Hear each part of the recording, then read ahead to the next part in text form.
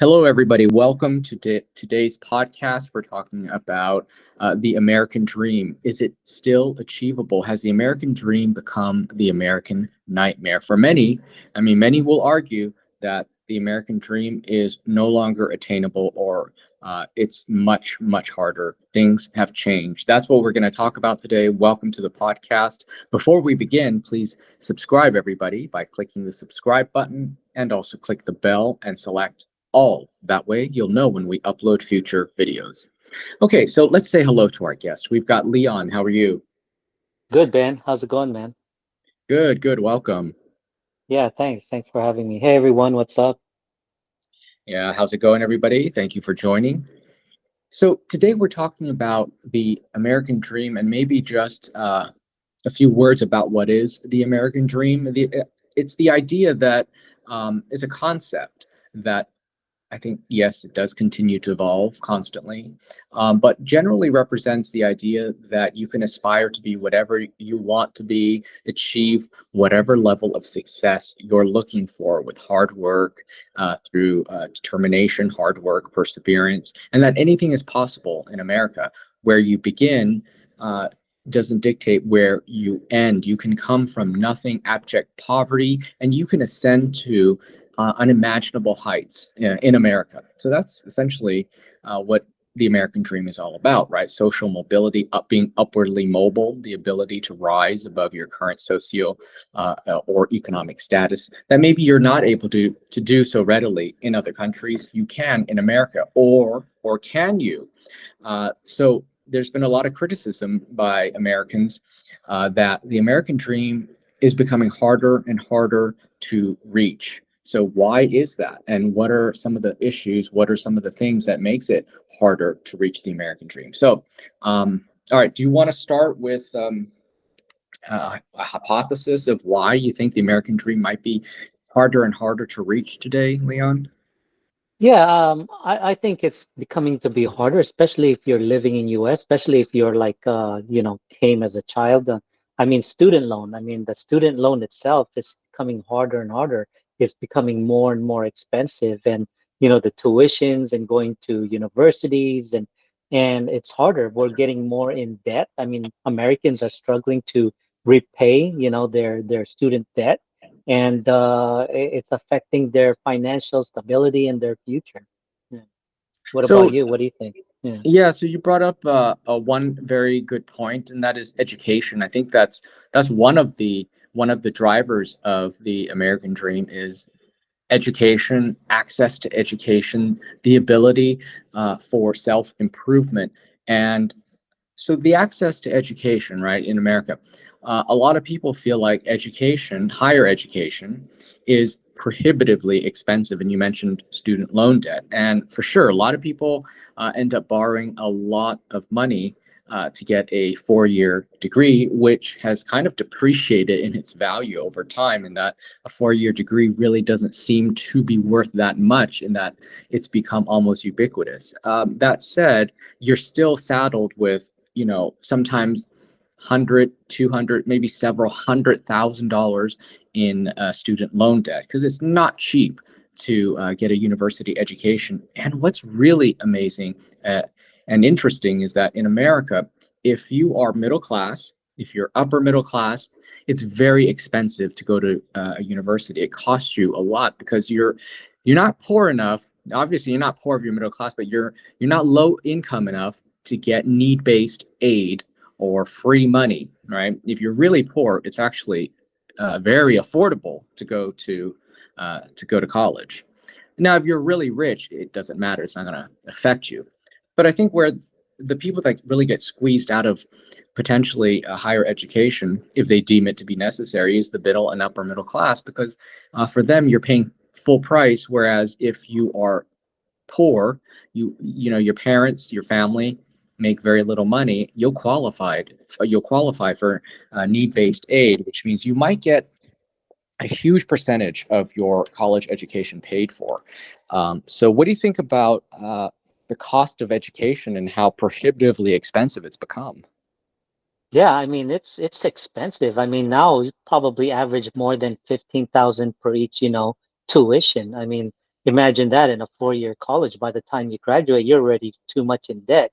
And then you got to go start applying and looking for jobs. And the jobs out there are more scarce now than it was before, because of also you have a lot of people, immigrants coming in, and there's more competition, right? So Yeah. it becomes it's harder. And when a student actually uh, puts themselves in debt and having to work, it's going to take him years to just to really break even or get to that age where he can really start to enjoy.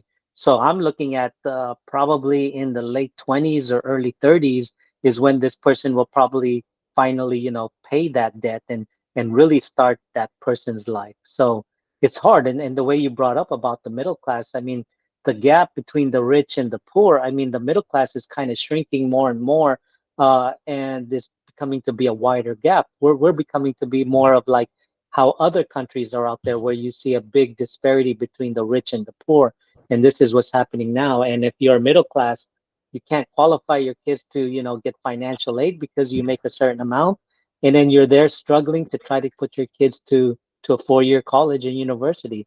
The rich is the rich, right? They can afford it. But of course, it's gonna have some kind of effect financially. But the middle class is the one that's being more drawn out. And I think they're shrinking more and more. Yeah, absolutely. And people I've known, you can read articles of people taking out student loans, and they'll be, in their 40s and 50s, they're still paying it off. It's like paying off a house in America where it's a 30-year mortgage. It's similar to that, where people take many, many, many years, half their adult life, to pay off their student loans. So it's very hard, and sometimes people will argue that the higher education isn't even worth it. There is this movement against that as well. Mhm. Yeah, and also like job insecurity. I mean, nowadays, during the past, you work for a big organization, big company, you consider yourself, starting there and ending your retirement because there's job security, because it's a big organization. But nowadays, there is no such thing as stability in a big organization. They can lay you off, they can reorganize, or how big the company is, they're merging.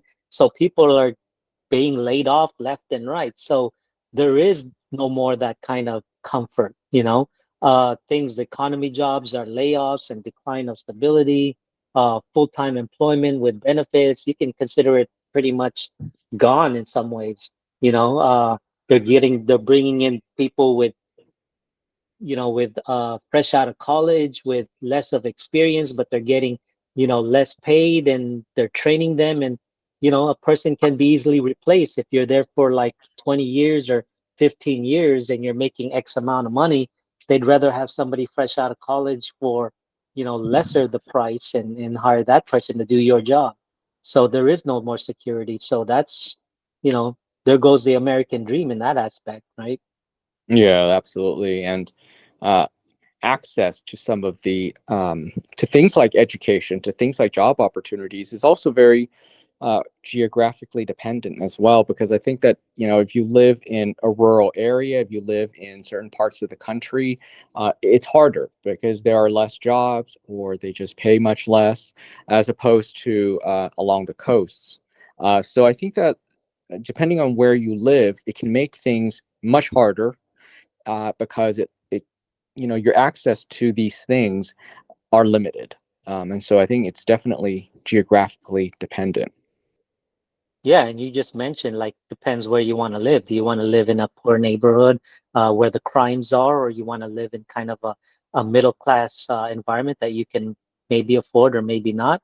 And then a super wealthy, like Bel Air and Hancock Park. I mean, these are $1 million homes.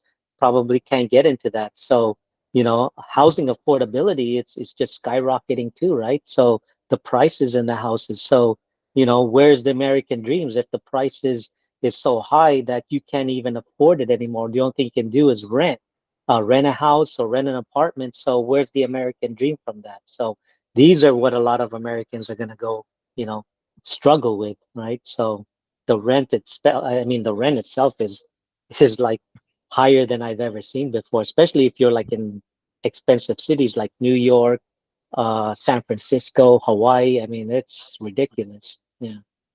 Yeah, access to housing. That's definitely one aspect of the American dream, and also um, what's really very much at the top of everybody's mind as they're dreaming and aspiring to reach the American dream is to own a house. And owning a house has become very, very expensive. I think nowadays, to as a young person, it's almost impossible if you're just making a standard salary to purchase a house. Whereas maybe compared to when your parents or your grandparents, it was easier. But just the cost of housing has gone up so much that so much of what people earn now, the middle class once again squeezed out because half of their earnings or more is just to pay for housing, just housing, and it's owning a house is very much contingent upon the economy being good and also being able for people to be able to get loans at a reasonable or low interest. If the interest rate is low, people will be able to borrow. If they're able to borrow, they'll be able to buy that home and get a mortgage. And so, with interest rates currently, right now, being on the higher side, uh, and also prices of homes being so expensive, they've really gone up a lot, and that makes it unattainable to many people. The idea of owning a house, right? Because you don't feel as rooted in a country. I think if you don't own a house, I think if you have a house, if you own a house, you own the land. It makes people really feel like they're rooted in that place, right? Mhm. And banks are more becoming more stricter in terms of your qualifications. I mean, you qualify, again, back to your jobs and what is your credit scores and how much you owe, how much is your debt. You have the student loans and all of these plays into factor of you getting approval and what amount of price that they're going to give to you for you to buy a house. Maybe you may not even buy a house. You may end up buying like just a condominium because that's what you can afford, or maybe even a townhouse. So hard. And nowadays you can go to an apartment and you see family renting apartments, and because the American dream is unreachable now because the prices of the houses, like, that's part of the American dream, and a lot of Americans, they feel that it's not reachable anymore. Yeah. Yeah. So there's that housing issue. What about social and cultural barriers? Do you think that it's easier or harder for immigrants versus natural born Americans to reach their American dream? I don't think so. As long as you put your mindset, I mean, anything is achievable, right? Attainable as long as you stay focused and reach your goal. I mean, an immigrant will have more drive and more desire to maybe reach their goal or their dream by coming to America and maybe, buy a house and things because they came from a war-torn country or poverty, and it just drives them to achieve what they, what they see on TV versus an American where, we're privileged, we're spoiled, and we don't have that certain drive to, because we've never experience hardship, you know, as like the immigrants have, like in a war-torn country. We never experienced that. So they have a stronger, I guess, drive to that certain extent. I'm not saying all of them. Yeah, I mean, a lot of Americans, the majority, we do have that drive, and where we want to go to, we'll work, double the hours or the work and things like that to make that salary, to get a high education and position to reach that goal, but or to reach that dream. But I mean, it kind of really depends on the individual. I mean, to me, not every immigrant is going to be able to reach that American dream. Again, it depends on what their education background. Do they speak English? If they have difficulty with the English language, it's not going to be as reachable as a person who came in who speaks a high level of English and has the education. So it really depends on what their background is. But I still believe that, yeah, you can still reach the American dream. I don't see why you can't, even though you don't have the education. If you have the entrepreneurship mindset and that business mindset, I think you can. I mean, what about you? What do you think? Yeah, it seems like whenever you talk to, like when you speak with immigrants, sometimes they'll say, it's just so hard because I wasn't educated in America. English isn't my first language, and so that's a reality for them that they're struggling with. They feel like, especially immigrants who came to the U.S. when they were full-fledged adults, as opposed to if you're a kid and you received your education or part of your education in the U.S., you might not feel that way. But for older immigrants who come to the U.S., they feel like they have a handicap in that English is not their first language, and they haven't been here long enough to really get the lay of the land, and they feel like they are inherently disadvantaged. But what I also see is that with immigrants and older immigrants is that, well, first let me say that I think that they have an equal chance of reaching the American dream, but of course it's contingent upon you realizing that in yourself you are able to dream, that you even want to dream. Some people are afraid to dream, but let's say you do have that dream. You're an immigrant, you're an older immigrant. The thing is, what I've noticed is that immigrants tend to have great drive, especially older immigrants who come to the U.S., because they have no choice. They're here in a country that is not their own. They feel very much like a foreigner. They feel like it's sort of like swim or die. And so, what does that do? It makes them work twice as hard. They're willing to take jobs that maybe Americans won't take. They're willing to work three times as hard as the average person because, once again, it's sort of like, fight or die, work or die. You know what I mean? Like they have no choice, and so they work so much harder because they don't have the sort of they don't have those things that maybe we have, if being from the US, being natural born Americans, where we may not have to worry about housing security and things like that, whereas an immigrant might have to worry about housing insecurity. They might even have to worry about social their social network, and how they have to work harder to build that because they don't have that history of having been here, having met other people, having grown up with other Americans. And so everything, I think, is harder, and they know it, but yet at the same time, their productivity, their effort also corresponds to the task at hand, and they will rise to the occasion. And I find that a little bit of, like that kind of fear really drives results, and so they work harder to get where they need to be, because I think, once again, in the mind of many immigrants, is that I have no choice. If we don't work twice as hard as anybody else, my whole family is going to starve. And so that's why they work so hard. That is why hard work can help them reach the American dream. And because they do work so hard, that is why I think that they are not necessarily at a disadvantage to reaching their American dream, because you have, natural born Americans who maybe a lot of times take things for granted, like, oh, it's okay, I'll coast. A lot of, there are as much as many Americans that are hardworking. There are a bunch of Americans who are not hardworking and who take for granted the idea of the American dream, that it is fully attainable. But I think with immigrants, they always they tend to have their eye on the ball more because they have to, right? Hmm. Yeah, I mean, trying to come over to United States and trying to get that visa, that's already a goal of theirs, and Right. that's already a drive. I mean, that's already one of the first hurdle that they have to go through, just trying to come to the United States. And maybe they get denied the first time, but it doesn't stop them. They continue to try and get it. Maybe the second or the third time was the charm, right? So they're going to pursue that. So they're already going through that hardship, just trying to get the visa and trying to come to the United States. So yeah, that for me, that's already a challenge for them. Yeah. I'd like to hear what people have to say about this and give their point of view and see what is it, is the American dream a nightmare, or what their point of view is. Yes, leave a comment, guys. We'd like to hear from you. We'd like to know what is your idea of the American dream, the state of the American dream. Has it become unattainable? Is it any harder now than ever? Leave a comment. Also, please support this video by giving it a thumbs up, and of course, don't forget to subscribe.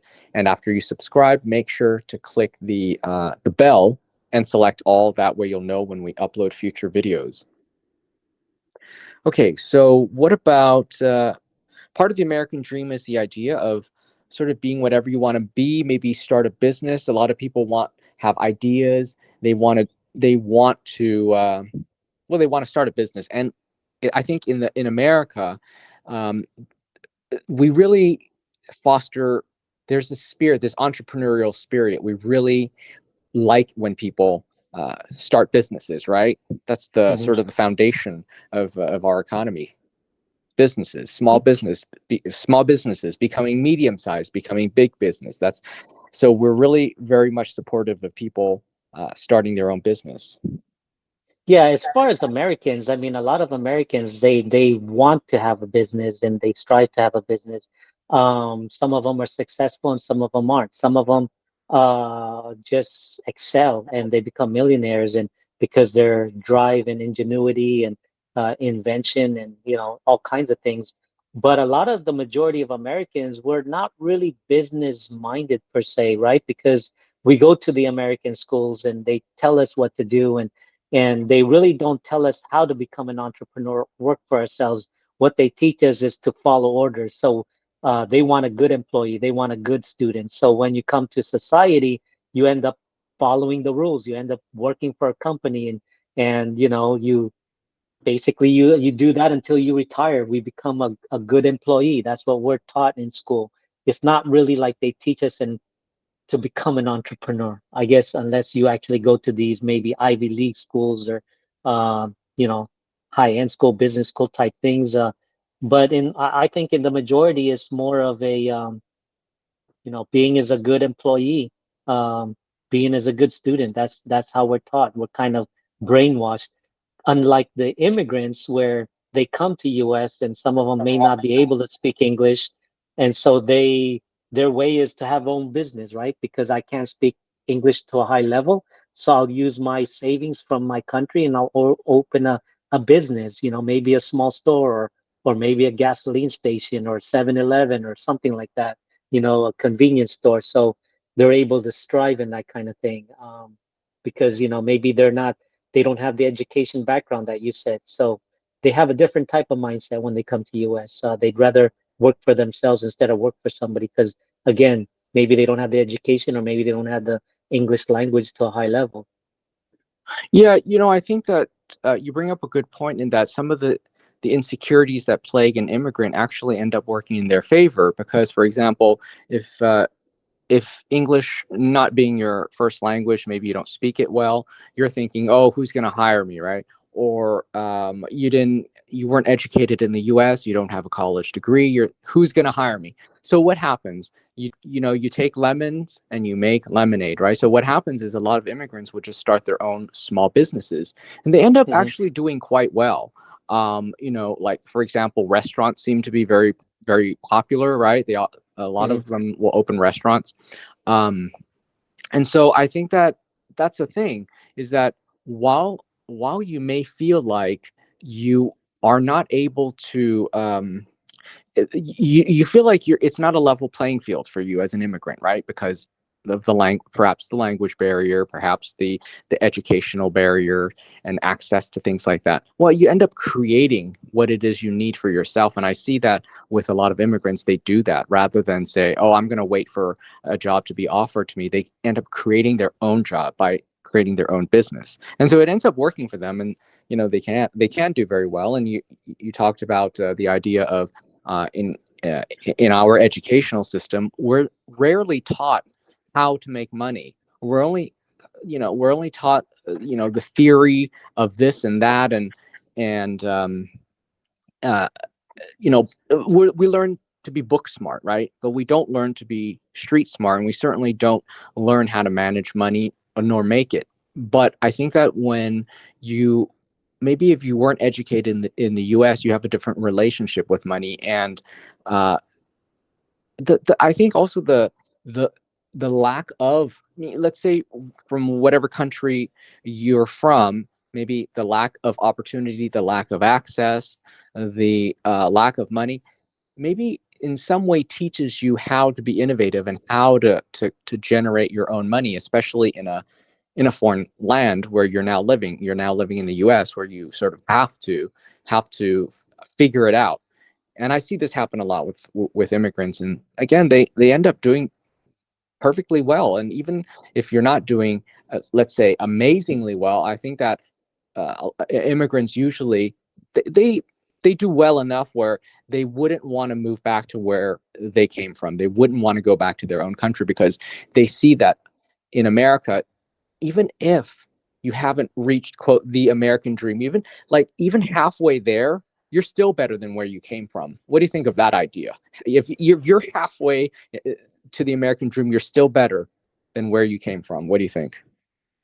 Yeah, absolutely. And we're both from LA, and you see it like, you go to swap meet, and most of them are all immigrants that's probably selling things, and they're creating their own thing, their own business, and they don't have to work for somebody, and it's good enough for them to work at a swap meet, or even like you said, a restaurant, or even vendors, like sell hot dogs on the street, and they make good money to a certain point. So they don't have to actually work for working at McDonald's, or maybe even go to a farm and pick some, crops and things like that. But there are that immigrants that they're taking things to their own uh, decision and choice and chasing their dream. But for us Americans, I don't think that we're in that same level because, like the education of what they teach us in school. So we just become more of an employee. That's all we're taught. We either work for McDonald's or Walmart, if you don't have the educational background or you don't have that drive. So you end up just working for companies, I mean, and just make ends meet, and that's pretty much it. So, and then the hard part of the American dream is, we Americans having to deal with healthcare, right? The healthcare is so expensive that people think it's kind of a scam and say, why are we paying so much a high cost of healthcare? Like the insurance premiums, the deductibles, the prescriptions, and you could end up being bankrupt, right? Because of the medicals, right? If you don't have insurance and you end up getting an operation, forget about it. You're probably going to pay like get a bill of $50,000 just for one small operation, or maybe not even an operation, maybe just a minor checkup or something that will cost maybe 20,000 or 15,000. And if you're working like McDonald's as a part-time, you're not a full-time where you don't have the benefits, that's it. How are you going to pay for that? So bankruptcy is probably the only way for them, I would think. Yeah. Yeah, that's an unfortunate reality. Yes, access to healthcare, the cost of healthcare makes it for some people very difficult. And reaching the American dream does involve having access to healthcare. What is so? Yeah, what is? Let's tell people what is the cost of healthcare. I mean, most Americans get their healthcare from their employer, so they're not paying a premium. They're not paying monthly for health insurance, but oftentimes it still involves some sort of copay or a deductible, which is manageable. But for others, if you're not lucky enough to get health insurance from your employer, you're having to pay for it on your own, and that can be kind of expensive. It can be from several $100s a month to maybe, I don't know, $1,000 or $2,000 a month. Does that sound Yeah, about I right? mean, Yeah, I mean, it really depends, especially if you have dependents. If you have dependents, I mean, forget it, you're going to end up paying quite a bit. But of course, the bulk of that is going to be paid by the employer. If you're just like a single person, then great, the employer is going to pay for it. Then you have two choices. You either get 100%, that the insurance or the insurance will cover it 100%. That means you have to be in an in-network, like Kaiser, for example. That means whatever hospital, whatever clinic that you sign up for, you have to go to that. You can't choose your own private, hospital or clinic. But if you go to the out of network, which is, private hospitals and clinics and doctors that you can choose from because they specialize it, then, you're going to pay, the company is going to pay, the insurance is going to pay 80% and you're going to pay the other 20%. So if you're going to get an operation and it's going to cost you thousands of, dollars, then you're going to pay 20% of that. So, and if you're going to pay for dependents, the deductibles, it's going to be much cheaper if you were going to, if they're going to cover it for it, it's going to be much cheaper. So I would think maybe a family of two kids and one, wife or husband, probably your premium, I mean, your monthly is going to be maybe close to 300, maybe somewhere in the 300 to $500 a month. That's Yeah, for one I would wife. think. Imagine the families with That's, two or three wives. yes. Exactly. You know, and if you get the 80/20, if one of your kids go to, whatever, kids gets in accidents here and there, that's going to add up. 20%. It sounds small, but if you're going to a specialized doctor and the premiums and all that, it just adds up. Yeah. So, there goes all your savings. There goes all your money that you thought that you was going to travel in your trip to Europe or something. There it goes because, you got to pay for that hospital bill or something, you know? Isn't there a max though that where you have to pay that 20%? Isn't it like where you only have to pay the 20% between a certain amount to a certain amount, and then after that it's 100% that they pay? Yes, that's correct. There's a certain Okay. cap or limit. I don't know what the cap is, yes, but that's Okay. correct. Yeah. Okay. Okay. And it is, like for example, if you have an emergency, you better make sure it truly is an emergency before you call an ambulance, because that ambulance ride, I've heard, can be thousands and thousands of dollars for a That's like ride to three the to five to hospital. five, yeah. $3,000 to $5,000 just for a For a hospital ride. ride. For a Yeah. ride. That's crazy. Yes. Yes. So Yeah. you better make sure if you're having a heart attack, you might want to, try to see if you can drive Drive yourself to yourself. the Yeah. hospital. No. Right.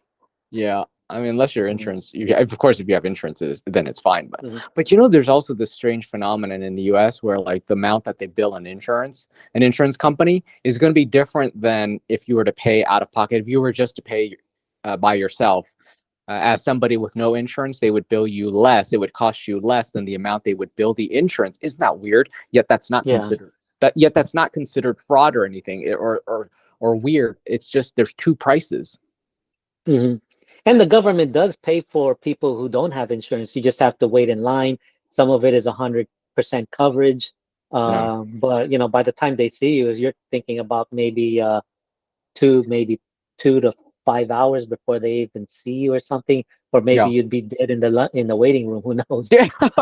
Oh, Right. it's funny. You die in the. Yeah. Yeah, that's true. Emergency rooms are packed. Hmm. I mean, that's a whole. Oh my God, that's a whole other thing. But yes, some people are so pissed at the emergency room situation in America because even if you have insurance, you sometimes don't get immediate care. You have to wait because there are a lot of, like, for example, illegal immigrants who exploit the emergency room. That's where, even if they're illegal, they cannot be refused care. So you're competing with them for a bed, essentially, right? Hmm. Hmm. And you don't have priority just because you're a citizen. If the illegal is there, they have to treat them just as well as they have to treat you. That's why some Americans are so pissed about illegal immigration, for that reason. Yeah. And here's the kicker too. If you're pregnant and you have a child, you stay there 24 hours. The next day you're gone. They're going to kick you out because why? They need the room. So don't expect to stay there, in the hospital for like a week unless you have some kind of complications. But if you just give birth and like a normal birth, within after 24 hours, you need to go. They need that room. So they're Mm-hmm. gonna force you out. So, and then especially if you're a VA, like if you're a veteran, I mean, if you're a veteran, oh my gosh, you probably have to wait a long time. And that's what a lot of Americans are so pissed about. You have these veterans out there who give up their lives to protect the Americans, go to war and militaries and such. And then when they come back or they retire, they can't even see a doctor in a reasonable time, and they can't even get the reasonable insurance. And yeah, that's what a lot of Americans are so pissed off about. Mm. One observation: whenever you guys see a hospital or a hospital room in a TV show or a movie, Leon, have you noticed on a TV show or movie, they always show these hospital rooms that are so big and they look kind of nice, but in Hmm. reality, they're never that big. Like, what the? You know what I Yeah. mean? Yeah, it's true. There are some really nice hospitals with big, waiting rooms and such, but yeah, no. And usually, if you go, like, especially the ER, right, the emergency room, I mean, yeah, you're gonna get a long time before they actually see you. And the first thing you got to do is fill up application, even though you're suffering and you're in Yeah. agony, you got to fill up that application. So you got to write fast, otherwise, you can die on that wheelchair trying to, get into that to see the doctor. Yeah. Yes. All right. What else? How about I say like, mm, mhm. Yeah, go ahead. No, go ahead. No, I was just going to follow up with mental health crisis that we also have too. Like, right, a lot of dependence, the depressions and suicide, and now it's a big thing with the mental health issues, anxiety. I mean, these are also part of the things on the health insurance too, and it's just crazy the crisis that we have on these things. Yeah, I just wanted to point that out. Yes. Okay. Good. Thank you. Mm. Okay, and the You other would say, thing, mhm. yeah, the other thing that is pretty much a part of that's very much a part of this idea of the American dream is the idea of social mobility, being upwardly mobile. I think maybe that's unique to the U.S. There's some countries where it's attainable, but this idea that if you're born of a certain class, you don't stay there. You have the ability to ascend. You have the ability to rise above your current socio or economic status, often through education and hard work. And that is totally possible. You hear so many stories, certainly a lot of celebrities, American celebrities, who who grew up, very poor, in a very bad neighborhood, and yet they reach this level of success, they reach this level of fame, they reach this level of economic prosperity that seems unimaginable even in America. But of course, again, we're talking about the American dream, so maybe it's not unimaginable, but certainly in another country, uh, this would be absolutely unimaginable. Like if you were to grow up dirt poor and then you become a multi-gazillion, you become a billionaire. That's totally possible in America, right? Yeah, yeah, like Jay-Z. For Oprah. I mean, but what are the chances? I mean, for like you become an actor, a famous actor, or a musician, an artist, and for you to really reach that American dream and pursue it. I mean, you're talking about a small percentage, maybe 1% of the whole population. So it is achievable. It just depends on how good you really are and what is your strong drive. I mean, in the education that you just mentioned, I mean, we're in a decline of public education in the United States. So, schools are underfunded, overcrowded classrooms, and yeah, there's a lot of disparities in educational quality there. So there's also like unequal opportunities for students because, there's immigrants in one part and there are Americans on one part, and then, you start segregating by choice, if people are Asian, Latino, African American, Caucasian, and then you got the immigrants too. So, I mean, all of this is kind of like the unequal opportunities. And if you're certain parts of the city, a neighborhood where, it's in the poor sections or not so middle class, I mean, the education system there isn't too well. So you even have a harder to find success because you're dealing with, you know, poor education system, like maybe no books, lack of tables, things like that. So, I mean, yeah, I mean, this is part of the American. So, kind of, is it a nightmare? I mean, if you look at it, it is kind of a nightmare. You compare our school systems and the education and the smartness of the students compared to other people.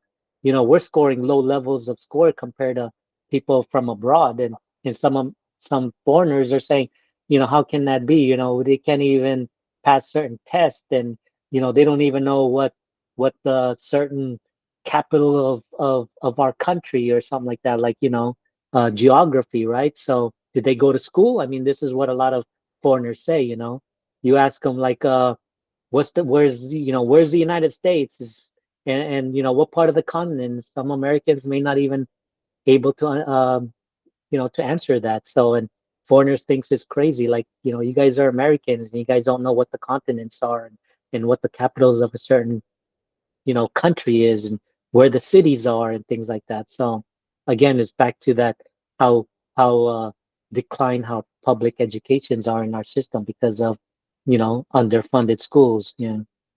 Yeah, that is true. We are having an educational crisis in that regard. But yet at the same time, we talk about people who've reached this extraordinary level of success, and then you can look on the other side of this argument and be like, you know, formal education can only take you so far, right? Because you look at these people who are such great successes. I mean, I'm not saying all, but there is a good number of people who've made it big, but they don't have formal education. They didn't, like you look at Mark Zuckerberg. Did he finish Harvard? I don't believe so. Right? No. Yes. Yeah. So you have a number of these people, these tech gurus who never finished college and not even tech, okay, let's say even in entertainment, who maybe never even finished high school. So it's interesting where, like, in America, you can be guaranteed maybe a certain level of success or comfort, uh, maybe upper middle class through education. But if you want to get to that just upper echelon, I don't think that it's attained. It's not because of your level of education. And some people are there's this movement against um, I think it's called anti-intellectualism or something like that, where Mm. they're very cynical about higher levels of education and what it can actually do for you. Yeah, and also on the education, I mean, you have the immigrants, and some of them are like undocumented, they're illegal. So they're striving to come to the United States, and because they are illegal, but yet somehow their kids can go to school, and even though they are undocumented, they go to school and get the education, and guess what? You know, they become a prominent leader or a successful individual, whether an entrepreneur and things like that. So that's why a lot of immigrants actually wants to come to the United States and bring their kids, and maybe their future is not for them as a parent, but maybe for their kids or their children, you know. So they want that. Again, this is a lot of Americans kind of disagree, and you know they're coming in who are these undocumented immigrants, and they're having these kids go to school. Who's paying for that? Well, guess what? It's all the taxpayers. So that's why you see a lot of things going on with the U.S. and the unhappiness and unsatisfactory issues with the government and things like that with the immigrants. And yeah, I mean it's sad, but you know we want things people coming in legalized. So. Yeah, I mean, a lot of things going on. But American dreams still exists. I mean, like I just said, these undocumented children or immigrants, illegal immigrants, where they have kids and they come and go to school and get an education, go to university. Maybe they get financial aid, and they get their masters, bachelors, and then masters, maybe even a PhD, and they become successful. That's the American dream. You know, their parents cross the border or go through the border undocumented, and their kids become maybe possibly a mayor, politician, or even a business owner or entrepreneur. You know, American dream still exists. Yeah. Yeah, I've noticed that it seems like a lot of kids of immigrant families, kids of immigrant families, they can do very well. It's certainly not uh, holding them back, right? Uh-huh. Those kids of immigrant families, even kids of illegal immigrants, they have an equal chance of succeeding and doing very well in our country, making it into the best schools and all that. Yeah, I It, like to. Yeah, go ahead. No, go ahead. yeah, just that it doesn't hurt your chances. That's the amazing thing about it, is that again, one where you start doesn't dictate where you finish. That's one of the major mantras of the American dream. Hmm. Exactly. Yeah, I was just gonna say, like to hear what the people, the comments list, people listening up to this far, and see what they got to say and put their comments on there. Yeah. Yeah, let us know. Leave a comment. Also, give this video a thumbs up, guys, and also subscribe. Okay, so let's do one more, one or two more. So, you have another one? If not, I have one. For me, I would have to say the retirement insecurity is the American dream, right? Because Okay. nowadays we have that fear of outliving our savings, right? We may not have the savings anymore, or the erosion of our pension plans and uncertainty of Social Security, right? The future of it, Mhm. what's going on now, being taxed or untaxed and things like that. So. Many people are unprepared for their retirement, and that's why you see a lot of Americans are leaving the United States and going to live abroad, like Costa Rica. Puerto Rico is a U.S. territory, maybe Dominican Republic, Portugal, maybe some parts of Europe. I mean, you see more and more Americans living abroad because their retirement is not good in the US anymore. Especially if imagine if you were an employee and you work for 25, 30 years and working as like say at Walmart or some, you know, food industry or service industry, you're not going to get a whole lot from your Social Security, especially if you're living in a big city like New York, Chicago, LA, maybe Miami. So they have to find a small town to live in, and maybe they don't want that small town to live in. They want to live in a luxurious life in their remaining years. So they decide, you know what, I'm gonna go to Costa Rica and really enjoy my American dollars and have a nice house and eat well and blah blah blah. So I think you find more Americans doing this now because that's why a lot of them says American nightmare is their American dream because I'm retired and I don't see my dream happening. So I'm gonna go try and make my dream happen by living abroad instead of the United States. So yeah, that's my way of thinking about the retirement. Yeah, what's your point on that? Yeah, I think that for a lot of people, a lot of older people, that's why they say if you're on, you can't afford as much on a fixed income, because the thing of it is that in the US, as long as you continue to earn, as long as there's money coming in, then you'll be fine. But the minute you stop earning, that's when there's going to be a problem, right? Hmm. Unless you just have a lot of money, and then it doesn't matter. But if you're just kind of like the average person, everybody's just, you only feel as secure as your last paycheck, right? So, Hmm. Yeah. um, let's see what else. What Oh, about but like corruption? corporate corporate influence with the corruptions to the government, right? I mean, nowadays you kind of see that perceptions of our government and policies and our decisions has really been driven by the corporate interests, right? These major corporates and the lobbyists. I mean, it's kind of put the will on the instead of putting the will on the people. You have these corporates putting in money on the lobbyists and to get their point across and what's to their favor. I mean, I'm kind of against the lobbyists. I mean, for me, it's kind of making that word to sound legal, but if you look at it, it's more like just bribery. It's an illegal, I don't want to say extortion, but for me, it's more of an illegal transaction. And for me, having that American dream per se, with the corporate taking over and making a corruption to the government, and the government not really pushing for us for us citizens. I mean, I see our dreams kind of dwindle, right? You know, like what I just talked about, Social Security, your retirement plan, things like that, taxes and things like that. It's just like it seems like they're eating away with our salary, and part of that is our what we think is our American dream. Yeah, due to like taxes and yeah, the taxes, Social yeah, Security, and yeah. trying to they're even like increasing the retirement. I think right now our retirement is 62 or maybe 65, and they want to increase that even more. You know, how are you going to even reach, like, say, if they increase it to 70? Not many Americans are going to reach 70, right? So if you've been working for 30 years and then you retire and you die in, say, 5 years from there, you don't even reach 70 years old. I mean, you're going to be end up working.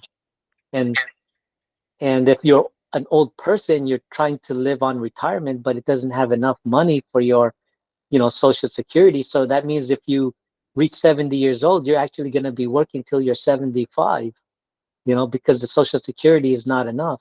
So they have to work and then live off retirement. And some people, if you can do an early retirement, you're not going to get 100% of your retirement. So you may get certain percentage. So by the time you reach 70, you may not even reach 70. Or if you do reach 70, you probably die at 71, 72. And all that 30 years that you've been working for, I mean, that just goes to the government. That's like where your American dream, you Yeah, wake up it's from. That's why shattered. you wake up from it. Yeah. Even if you Yeah. reached it, you wake up from it, right? Real fast. Uh-huh. Yeah. If you start looking in the long run, I mean, what happened to my American dream? I mean, I'm supposed to live my life on retirement, enjoy it, and go travel, and yet, they're raising the retirement age, and how do I even know I'm going to reach that age, right? So, yeah. Mm-hmm. Yeah. All right. I think we've about covered it. Um, Yeah. Did you have one or anything that you were gonna say, or no? That was it. let me think. Well, I think we pretty much covered it. Well, oh, Okay. how about one last thing? Just that maybe for some part of the American dream is just having personal freedoms. Mm. Mm-hmm. Right? Because I think that Yeah. for a lot of immigrants, they may not feel like in their own country they have freedoms and agency over their person themselves, that they can't do or be whoever they want to be because of, restrictions in their own country, freedom of speech, freedom of expression, freedom of religion, whatever. And maybe for some coming to America and just experiencing that freedom to be who you are, express whatever it is that you want to express, that maybe is a component of the American dream to them. Mm-hmm. Right. Yeah, having that kind of freedom. I mean, that's why a lot of people wants to come to the United States because they You feel know, they don't have that freedom. Yeah. freedom from persecution, you know? Mm. Mm-hmm. I mean, if we look at just some basic things that we take for granted in America, just like equal rights for certain people, Mm-hmm. for example, in maybe in many countries, women don't have the same rights as men. Even just something basic like that, like in America, you wouldn't even think twice about it. Like, what are you talking about? You know, Mm-hmm. or Yeah. that women can't go to school. Well, I mean, I've never heard of. You know what I mean? Like to an American, that's just Mm-hmm. it's not that's Yeah. unheard of. I mean, what is this? Like 1900, right? It just Yeah. yeah. So I think to have Even those, clothes. Yeah. huh? What type of clothes they can wear, right?